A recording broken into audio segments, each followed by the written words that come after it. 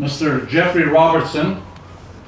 He has a very distinguished and long record, but I will make it brief, otherwise I'll run the risk of making the introduction longer than his keynote speech. He's a founder and joint head of Doughty Street Chambers, the largest law firm on human rights in London. He's had a distinguished career as a trial and appellate counsel, an international judge, and author of several legal textbooks. He served as a UN appeal judge and first president of the UN War Crimes Court in Sierra Leone.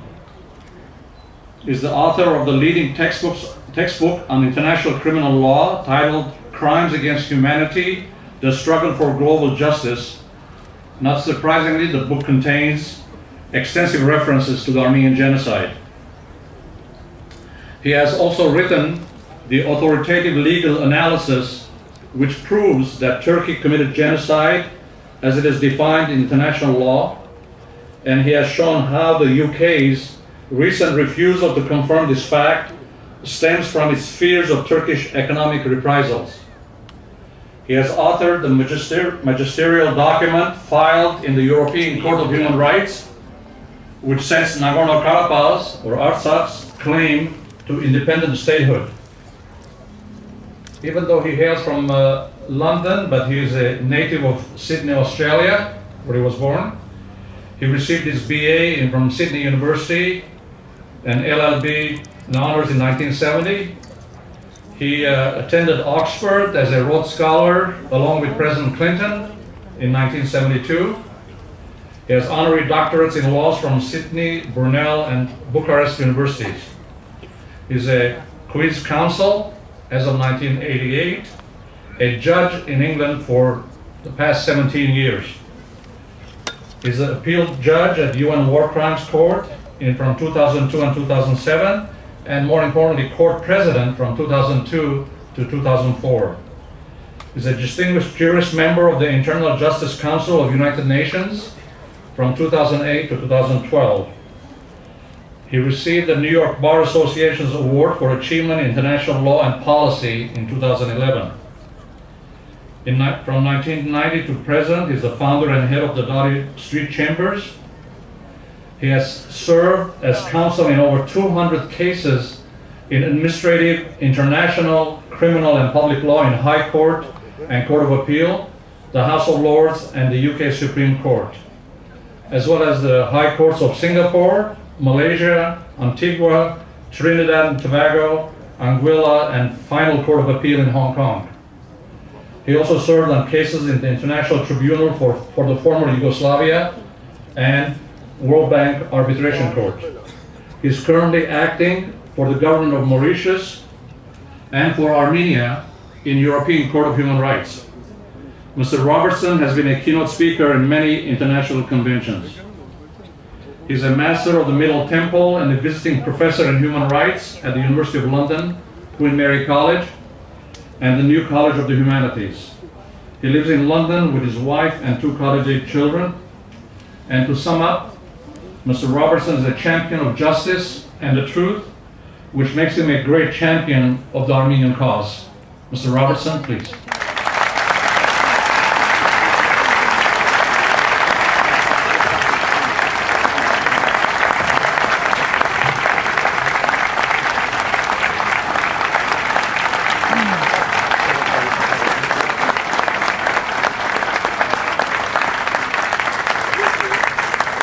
It is a mighty honor, ladies and gentlemen, a day of overwhelming sadness, as you recall the 2 million of your people driven into the wilderness by the wicked Turkish government of the time. We remember their sufferings as they were starved and raped and murdered, as that government knew they would be starved and raped and murdered at that time. But by commemorating them, we resolve not only to make them martyrs, but to ensure that the cause that they were martyred for will eventually triumph. Because this is not just a question, is it, of sorrow and sadness all that time ago.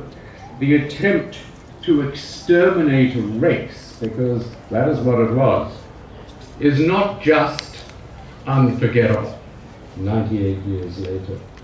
It is unforgivable unless and until the perpetrators, the state of Turkey, makes amends. Because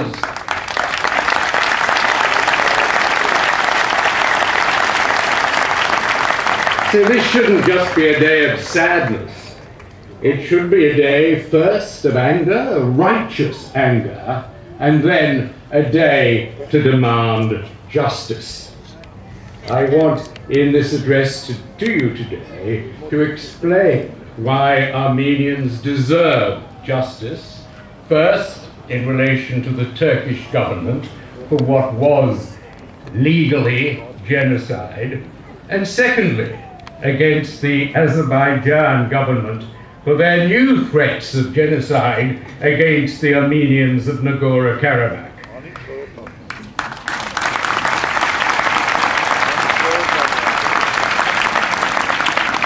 And I want to explain how the government of the United States can help in both cases. Now, I'm not a historian, I'm a judge. I apply the law to evidence that is gathered by historians. And that's how I came first to study the Armenian Genocide, when several of your people came to me in my chambers in London to ask my opinion. You see, back in 1915, it was the British who had been the first to denounce the massacres by the Turks in 1915. And you know what they called it, what they got France and Russia, as well as Britain, to call it at a conference in 1915, the first time the phrase had ever been heard in the world. They called it a crime against humanity. And they promised that the perpetrators would be punished. Winston Churchill, the great British leader, then called it a crime without a name. And the British, you know, were as good as their word. They rounded up 67 Turkish officials, took them to Malta to try them for this crime against humanity.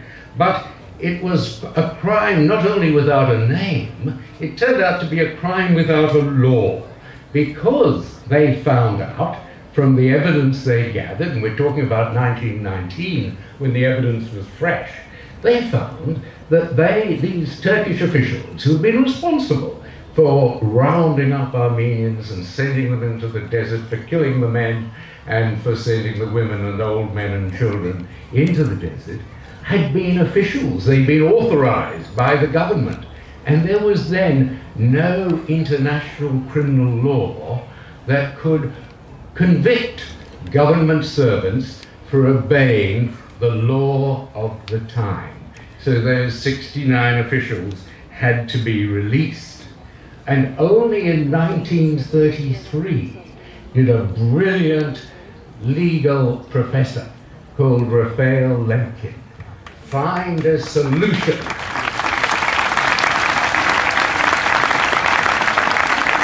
He found a name for the crime that Winston Churchill had said was a crime without a name. And the name he found in 1933 was genocide.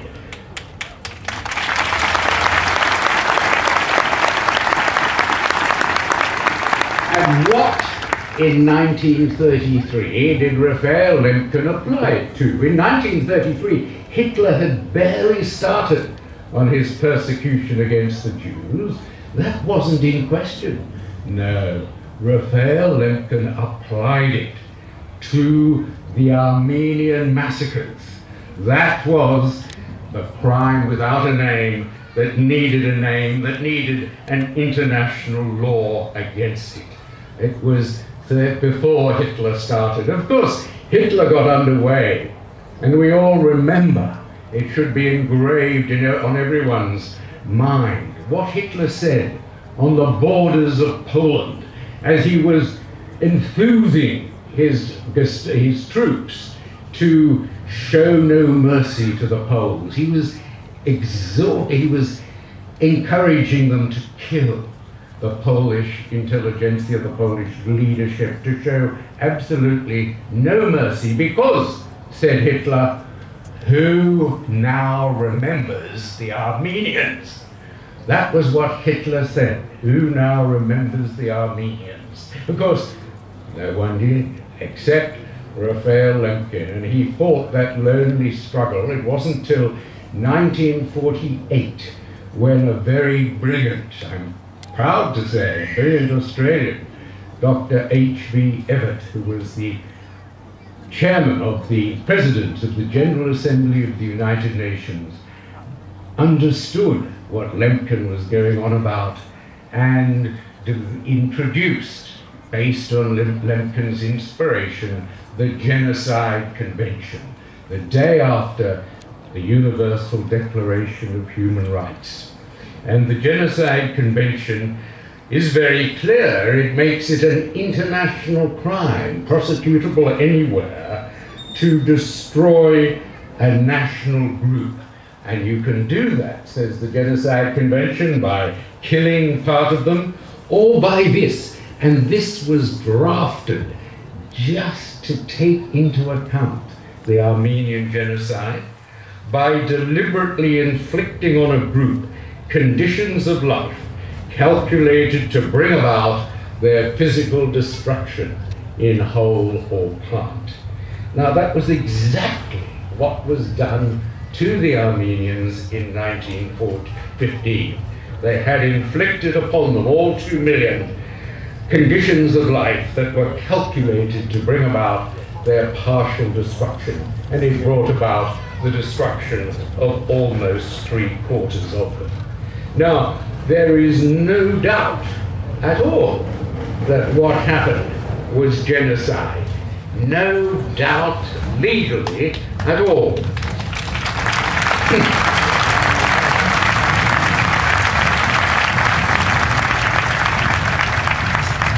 So why does the UK government now, like the United States government, refuse to call it what it is, genocide? Well, said the UK government, the evidence isn't sufficiently unequivocal. There are historians who disagree. There was no order signed by Talat to exterminate the race. Well, of course, this is ridiculous. The evidence is overwhelming. It's not for historians to decide, it's for judges to decide, looking at the evidence.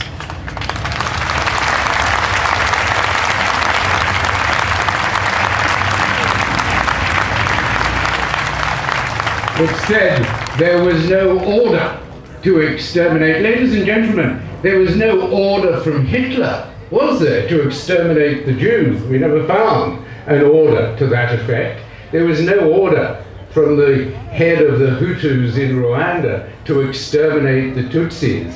Those genocides were done without an order. They're obvious inference from the historical facts. Well, why was the British government, like the American government, afraid to use the word genocide? What I did was to file a number of Freedom of Information Act requests to get at the truth behind this volte-face, why Britain was not saying what it said at the time. And what I discovered were all these memoranda to ministers from the Foreign Office saying the position we're taking is unethical. They actually admitted that. We're doing something unethical, but it's in our commercial, strategic, and political interest to pretend that it wasn't genocide, because the Turks are neuralgic. They use that word, neuralgic, utterly neurotic about it. Irrationally neurotic was what the British secretly concluded, and that they would get very angry and refuse the use of Turkey for strategic reasons and would cut off economic assistance. So I exposed this. I felt that Britain was actually, by making these bogus excuses for not saying it was genocide, to protect Turkey, a NATO member, from going crazy if it did, was hiding the truth.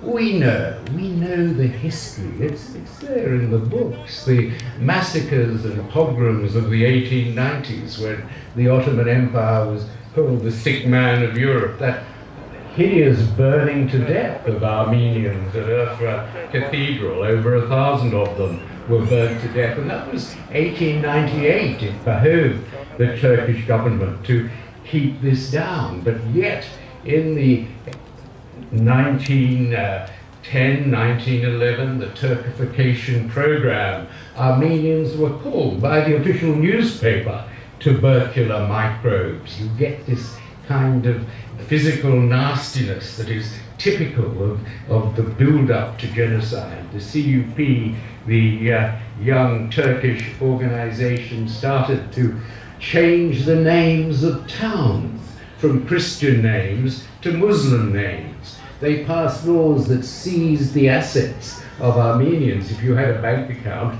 in Turkey at the time, you had it taken and moved to government funds. Liquidation commissions started to seize Turkish assets, just as 20 years later they did in the 1930s to the Jews.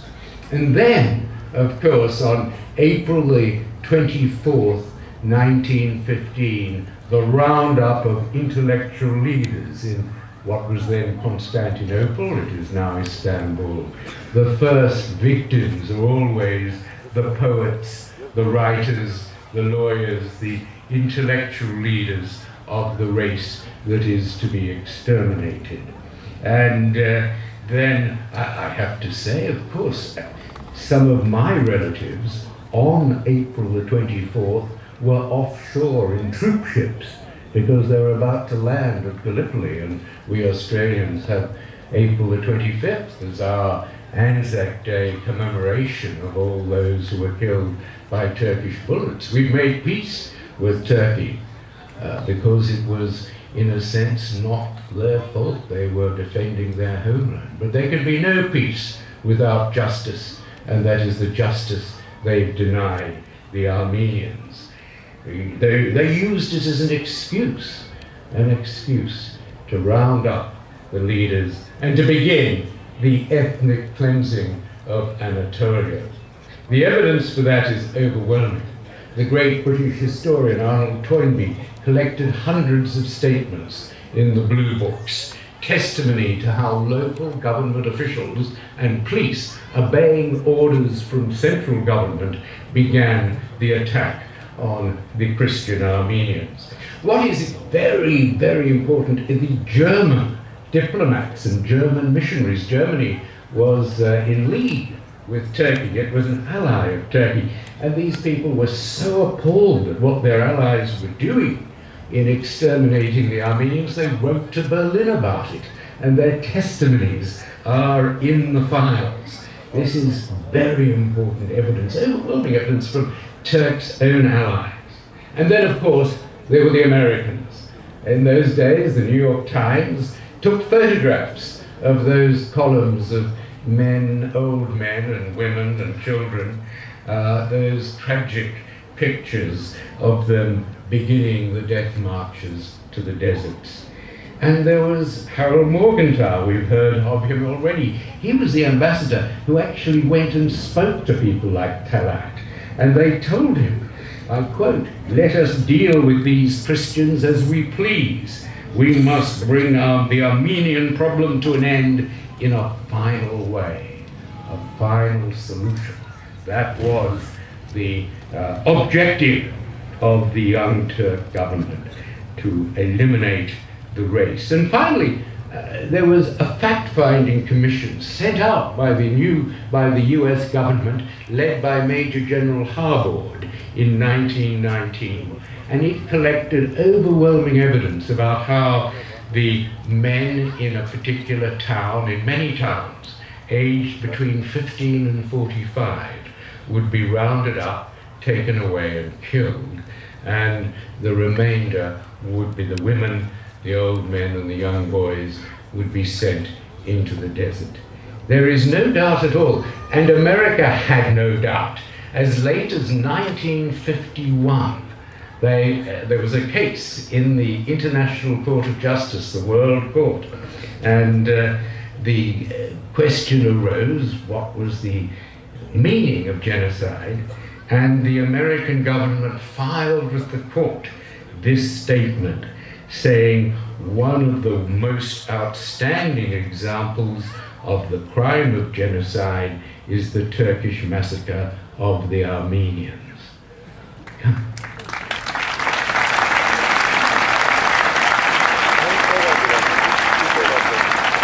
That was what the United States government told the World Court in 1951. Why is President Obama not saying it today? In 1984, the Genocide Convention is so important because it's one of the few international conventions that have been ratified by the United States. President Reagan signed it in 1984, and the Congress and Senate ratified it in 1987. Why now will Britain, at least Britain, has stopped using those threadbare excuses?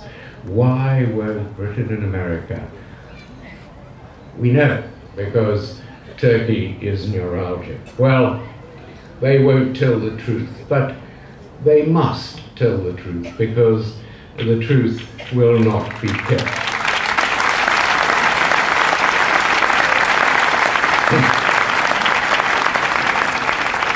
There must be, firstly, an opening of the Turkish government archives. They must have a Freedom of Information Act. They must abolish Section 301 of the Turkish Code, which puts people and a number of journalists in prison for suggesting that it was genocide. That must be repealed. And there must be an opening of the archives so that historians, not just the lickspittle historians from Princeton that they pay, who occupy the Ataturk chair, paid for by the Turkish government.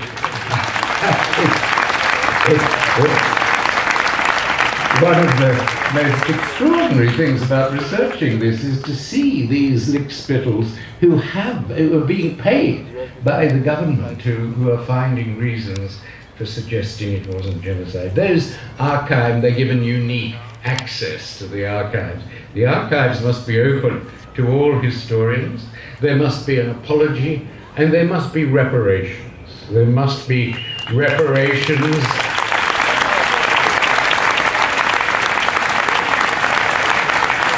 One appropriate form of reparations would be to give the Armenian Patriarchy, the Armenian Church, possession of those hundreds, I think there are over 1,000 churches that were originally Armenian churches throughout Turkey.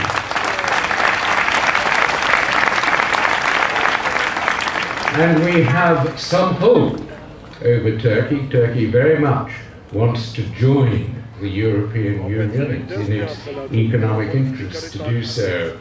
And it will not, it must not be allowed to join the European Union.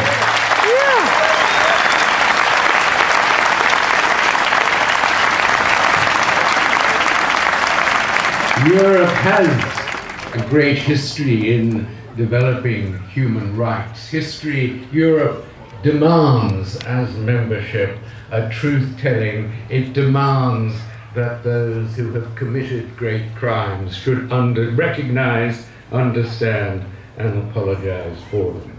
And I believe that Turkey must be denied the right of membership of Europe until it adopts and performs the most basic principles of European civilization.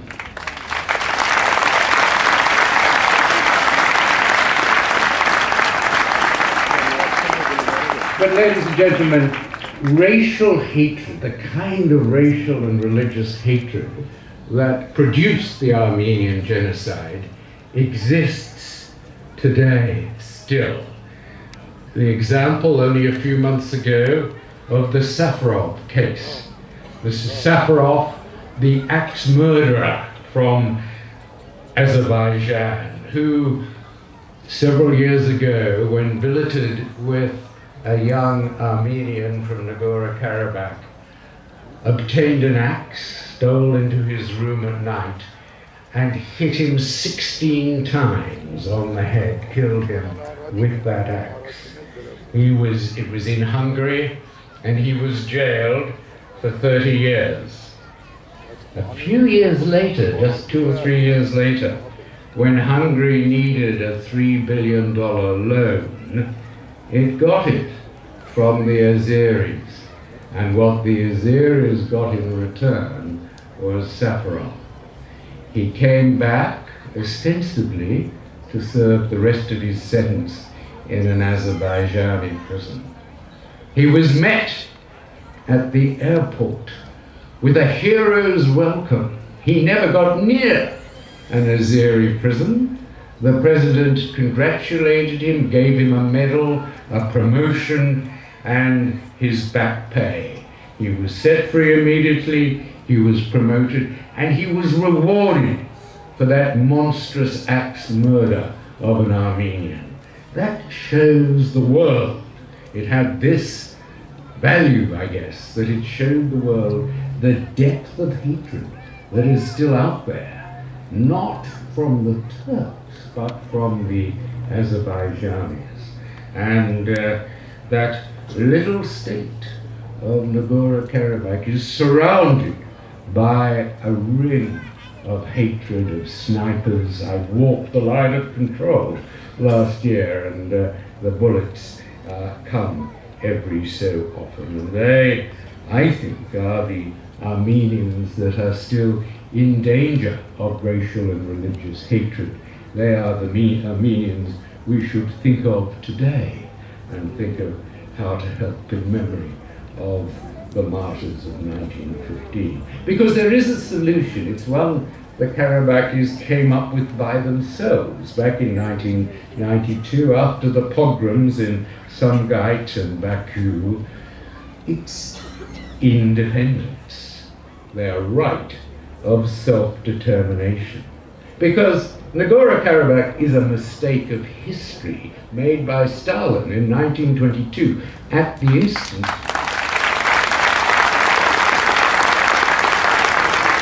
people often don't realize this historical fact that Ataturk got at Stalin in 1922 to have Nagorno-Karabakh made part of Azerbaijan, not, as it should have been, part of Armenia, because of course its people are Armenians who had suffered as well in the genocide. And it's a marvelous country. I visited it for some days last year, a country in the clouds, in the high mountains. It was under siege in 1992 after those pogroms, and I want to remind you for a moment of that siege, because it was one of the worst war crimes in Europe since the Nazis. What happened was that Stepanakert, the capital with 50,000 people, children at schools, people in hospitals, was put under attack for months. They were bombed by the Azeri Air Force. They were shelled from Sushi, which was just above. The shells rained out, and they were targeted, those shells, on schools and on hospitals, and thousands were killed. I interviewed a number of survivors of the siege of Stepanakert. We think, or the world pictures Guernica, the Picasso picture of this town being bombed and shelled and women and children being killed. That was precisely what happened to Stepanakert in 1992. It was a war crime, and it went on for long enough to be a crime against humanity. Of course, the courageous Karabakhians, with help from the diaspora, there was a famous Californian who came to help the self-defense It was brilliant. They led a remarkable military achievement to take Shushi with the help of some liberated Russian tanks.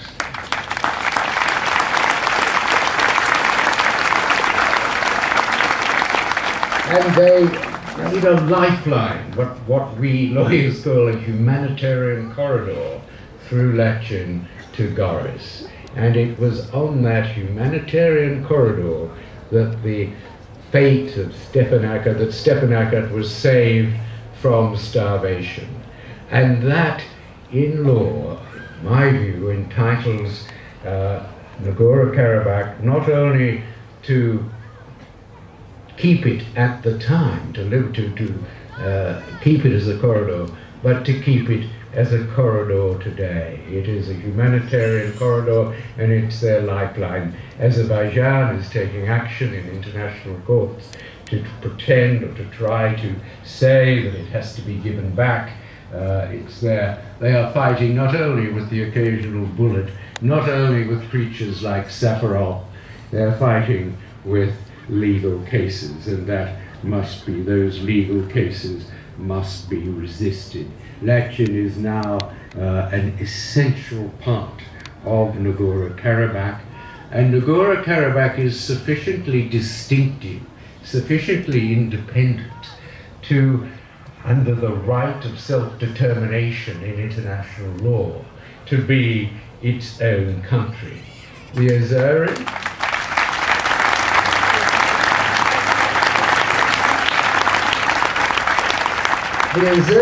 say, oh, you're just part of Armenia. This is a pretense. But they're as much a part of Armenia as Scotland is a part of England. And what's happening to Scotland? It's having a referendum next year as to whether it wants independence. And it will be given independence. It will become an independent country. It's entitled and it's distinctive. But in the same way, the Karabakhians are different. They've got these unique, wonderful rugs that are not replicated in Armenia. They've got their own very democratic system. They've got their own judges, their own officials that are not beholden to Armenian in any way. They tell jokes about Armenians, and Armenians tell jokes about them, largely to do with mules, I think. But they drink tea where Armenians tend to drink coffee. They drink a foul-tasting mulberry liqueur that Armenians wouldn't drink in a lifetime.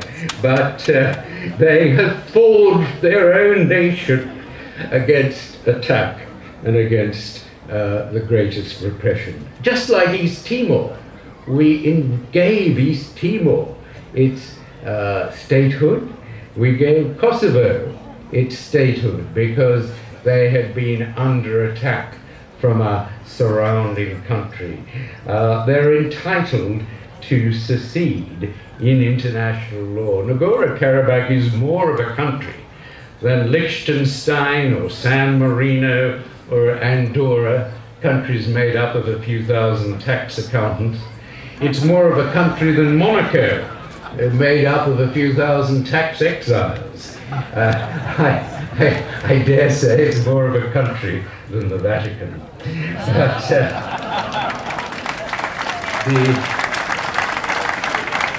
it is, ladies and gentlemen, the right of secession and the right to independence of a people that have developed in their own way and that are subject to persecution. Just as the Palestinians now have their own state, so should Nagorno-Karabakh. But the Nagorno-Karabakh is under threat. I visited a few months ago the airport at Stepanakert. It's a state-of-the-art airport. It is all ready to fly. Why are there no aeroplanes at the airport at Stepanakert? Because the Azeris threaten to shoot them down. This is a monstrous act of terrorism, a threat of terrorist action to shoot down passenger planes.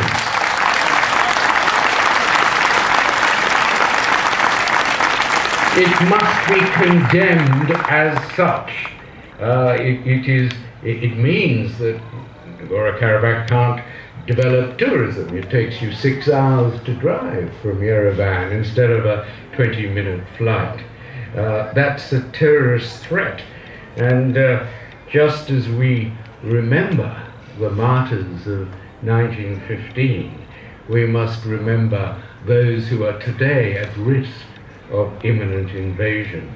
And I think the United States can give them protection, the protection that comes with statehood. That may be too much to ask of the Obama government, but they, after all, deserve at least a recognition of their autonomy. They are Armenians, relatives involved in the genocide, since when they've carved out for themselves a distinctive and different country that needs the protection of statehood. So it may not be, it may be that the greatest assistance that America can give to the victims, the greatest commemoration that this country can give, is to assist these victims, not just by remembering the victims of the past, but ensuring safety for the potential victims of the future. It's very important that America come to Armenia's aid on this, because the danger is that Armenia will otherwise look to Russia, and Russia's record on human rights is becoming worse and worse, as the Magnitsky case shows, or to Iran. And Iran, of course, is a human rights pariah for the thousands of people who were killed at various times by the present government. They are, I suppose, friends in need, but it must be cautious. It is much better to have the friendship of the United States, and I'm sure that all that you can do to make your government aware of the need for support and the risk that the Karabakians are running today. So, in memory of the martyrs, and to keep their memory alive, let us determine today that their deaths shall have real meaning, that the commemoration shall lead to, eventually, to reparations from Turkey and to statehood for Nagorno-Karabakh. Thank you very much.